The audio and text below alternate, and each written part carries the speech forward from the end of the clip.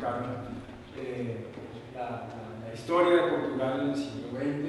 La Revolución de los Claveles, como ustedes saben, el 25 de abril de 1974 se dio fin a 48 años oficialmente y casi 60 de dictadura en Portugal. Portugal vivió la mayor parte del siglo XX bajo un régimen dictatorial y Miguel Real en su libro La ciudad invirtió todo en la construcción de una imponente catedral: oro, piedras labradas, techos pintados por los grandes maestros del siglo. Para prestigiarla todavía más, se decidió dificultar el acceso. Lo que se alcanza con facilidad deja de tener valor, filosofaba con esfuerzo un determinado político. Se construyó entonces un laberinto que era el único medio de llegar a la catedral. El laberinto había sido tan bien concebido que nunca nadie logró encontrar el pasaje hacia la catedral. El laberinto se transformó en la gran atracción de la ciudad. Otra reflexión sobre el poder de la representación sobre la realidad, que es una constante en la obra de Borges. Cuando las representaciones construidas por los hombres, en muchos casos representaciones literarias, textos, sobrepasan la realidad y crean un mundo paralelo. Ese volumen del señor Brecht está plagado de referencias a la duplicación de la realidad, ya sea por medios arquitectónicos o por ejercicios lúdicos de escritura.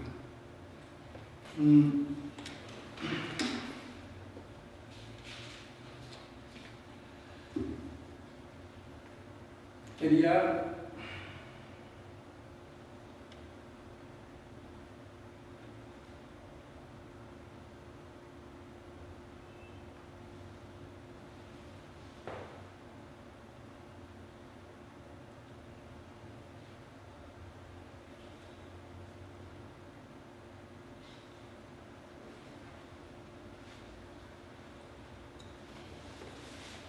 terminar señalando que más allá de una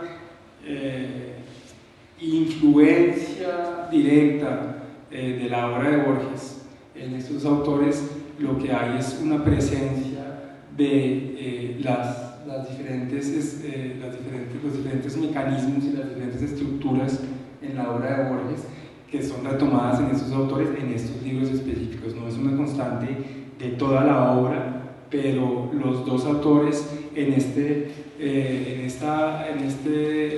afán o en esta tendencia al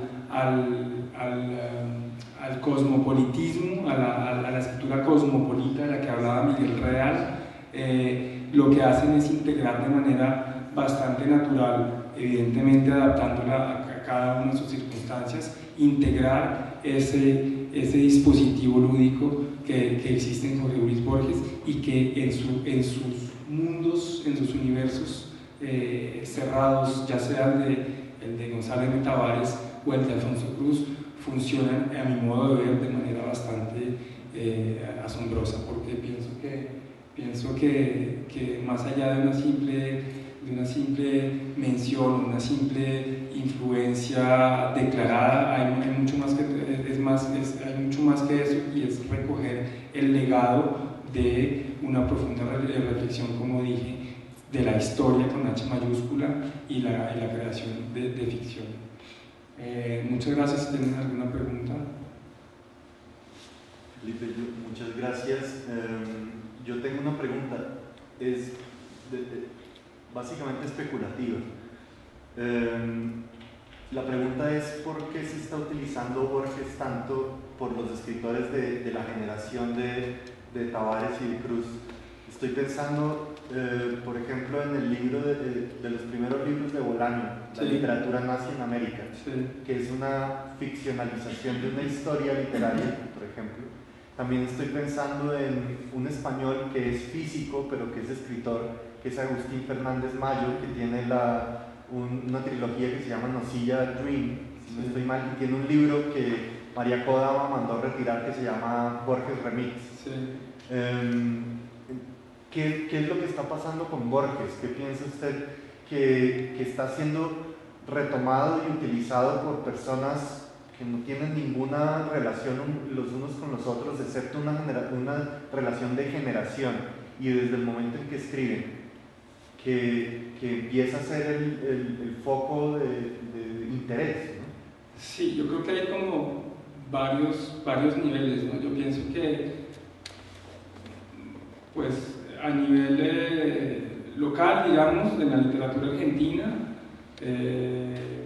está el caso de Piglia, está el caso de Allan Pohl, que de alguna manera hacen lo que en la literatura colombiana también se ha venido haciendo en los últimos años, que es un deicidio, ¿no? Tienen que de alguna manera exorcizar y matar a ese referente que ha definido, pues, la literatura, en el caso argentino, la literatura argentina en los últimos 50 años, ¿no?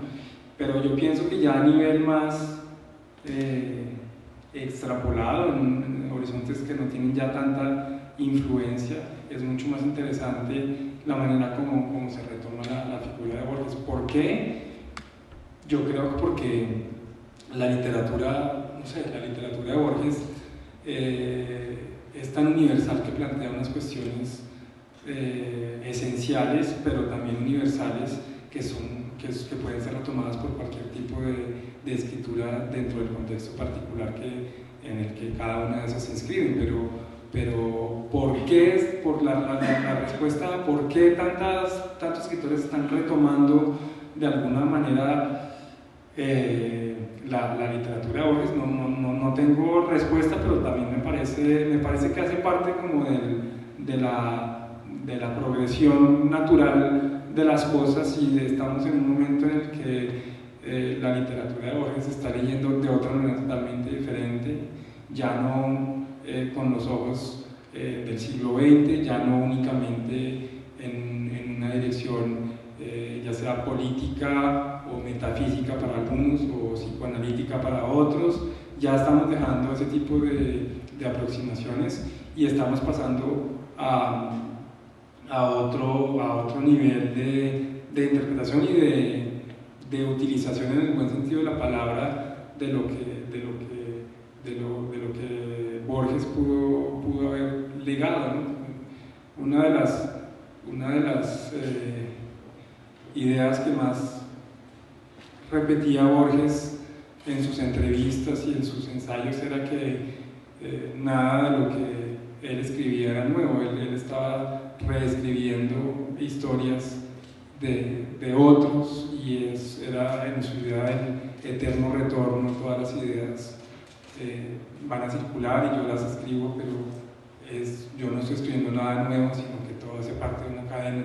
Yo pienso que es como seguir esa misma casi que dinámica de lo que dice Borges, reescribió a su manera. Y en Portugal es importante porque, como lo dije al inicio, es un factor que, más allá en este caso, más allá de la influencia geográfica, por decirlo así, de la literatura latinoamericana en una literatura europea, que claro, es un caso pues, claro, es un caso evidente. Más allá de eso, para mí es importante porque hace parte de esa abertura, de ese carácter universal que está adquiriendo la literatura portuguesa contemporánea, y que ya no se va a circunscribir a sus propias fronteras y sus propios límites. Ya hace parte de una visión mucho más cosmopolita y no diferenciada de lo que puede ser la realidad en la que se encuentra un escritor. Creo que se me pasó.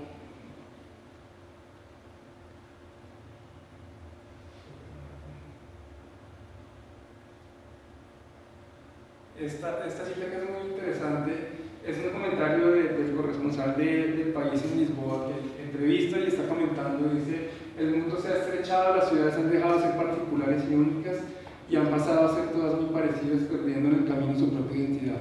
Y ahí cita los propósitos de Alfonso Cruz. Por eso es difícil definir lo que es Portugal, porque Lisboa es parecida a Londres o Madrid, con los mismos muebles de Ikea, con la misma gente que lleva las mismas zapatillas, que come casi lo mismo. Después de haber viajado tanto, la portugalidad pasa a ser menos importante.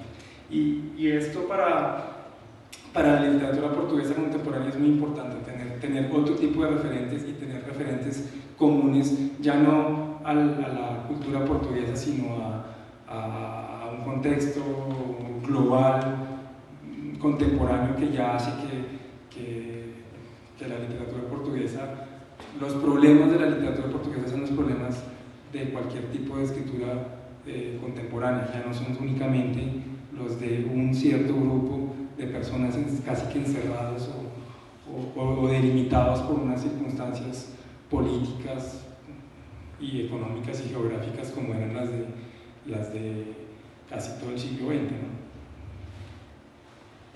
Excusa, no sé si de pronto te perdí la pista, pero respecto a la palabra historia, sí. ¿Es una desinencia, es una digresión, o es un juego lúdico, borgiano, a propósito? ¿Cuál es o hay una connotación real, una noción cierta en el idioma portugués de la palabra historia? Hay toda una polémica, por así decirlo, porque hay personas que dicen que no, historia es una variación etimológica de historia, no una desinencia, ¿sí? O sea, o es un juego, es decir, o es una desinencia que es a partir de una raíz, ¿cierto?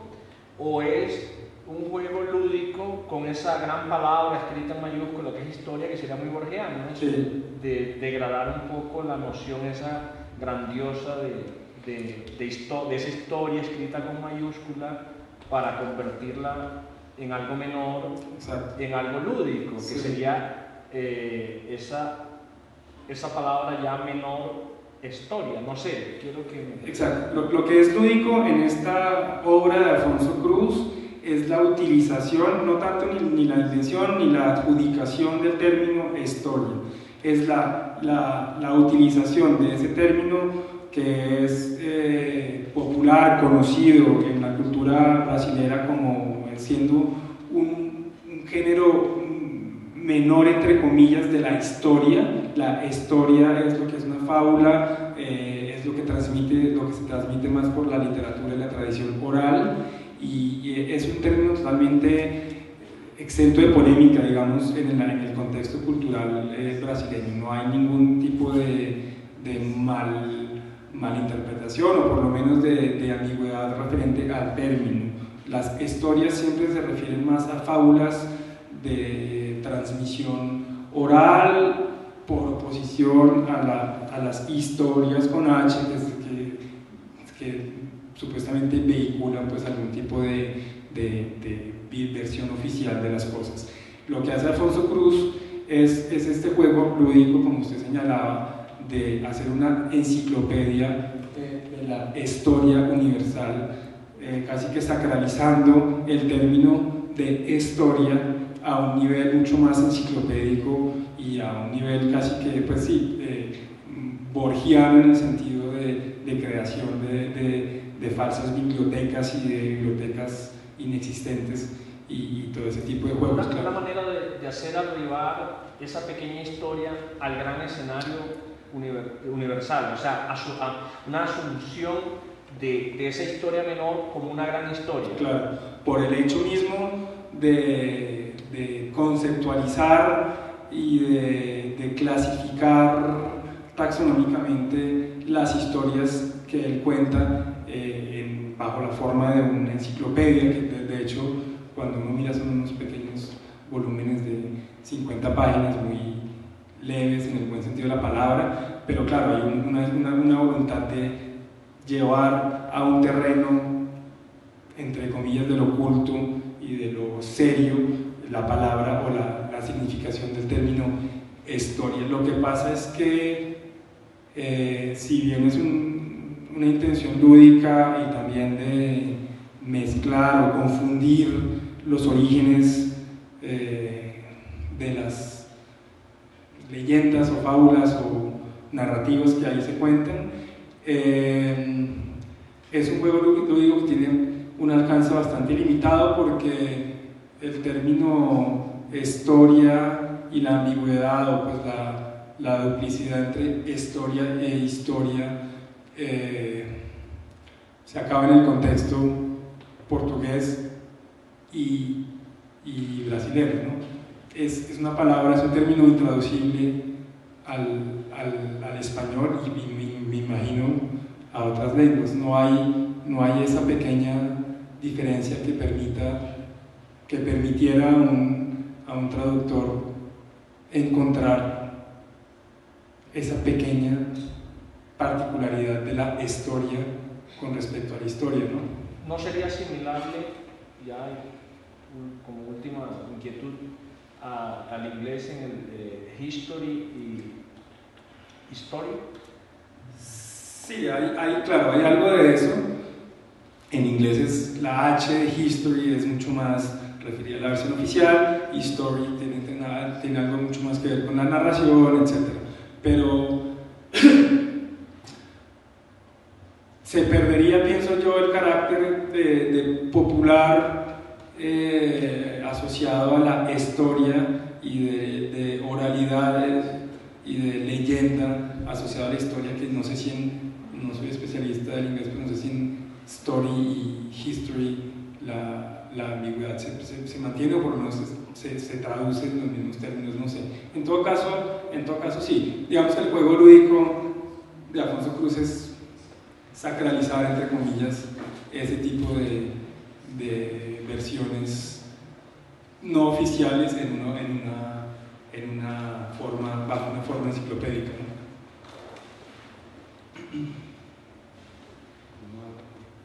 Bueno, Felipe, muchísimas gracias y muchísimas gracias a todos ustedes por venir y los esperamos.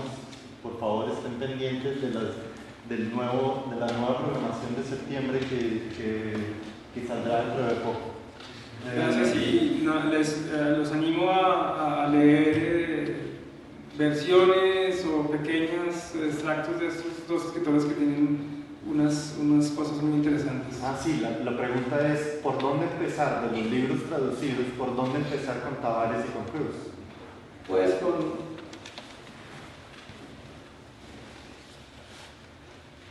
con la obra de Gonzalo de Tavares, pues habría tantas entradas como clasificaciones y subgéneros entienden, ¿no? Digamos que pues, lo que hay más traducido es la tetralogía del mal. Es bastante interesante, lo que pasa es que ya es un ejercicio en sí mismo, pues, porque son libros muy duros, muy descarnados, en los que no hay una apología del mal, pero hay una actitud de descuartizar los procedimientos del mal que dejan al lector bastante incómodo. Y también está pues, la entrada del barrio, que es una reflexión, por eso decía yo, entre comillas, mucho más ligera, porque hay todo un trasfondo filosófico y literario detrás, pero son entradas mucho más abordadas como unas diversiones literarias. Es interesante ver eso. Y bueno, y este volumen de las historias falsas yo lo recomiendo muchísimo porque el carácter lúdico está totalmente preservado, digamos, y funciona muy bien en cada una de las historias. No tuve tiempo de detallar cada una de ellas porque pues, daría para, pero sí, las historias falsas es una buena pista de comienzo. Y en Alfonso Cruz,